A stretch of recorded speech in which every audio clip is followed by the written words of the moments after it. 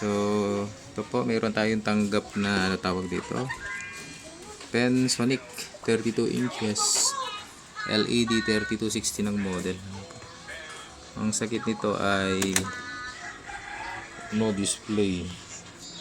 Nasaan na yung indicator nito? Ayun, mayroon naman siyang indicator light.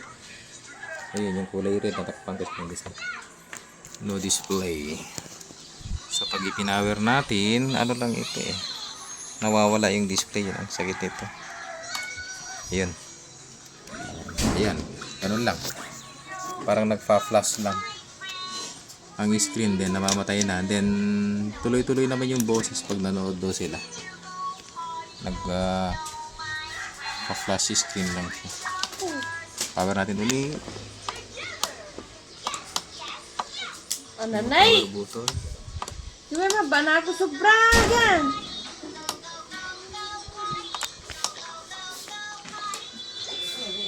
Ang tigas ng power niya.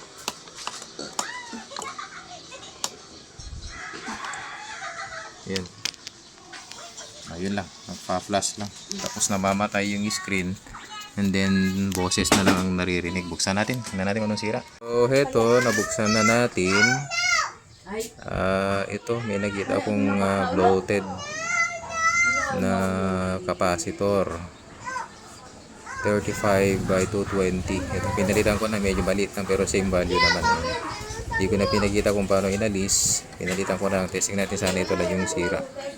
So, yan. Tinesting na natin. Kung mapapansin nyo, may backlight na siya sa likod.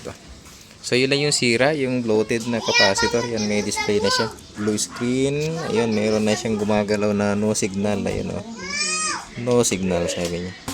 So, yun lang naman. Ang naging problema niya. May bloated na capacitor. Kaya pa-flash yung screen niya, namamatay, then puro audio na lang ang naririnig, wala nang picture.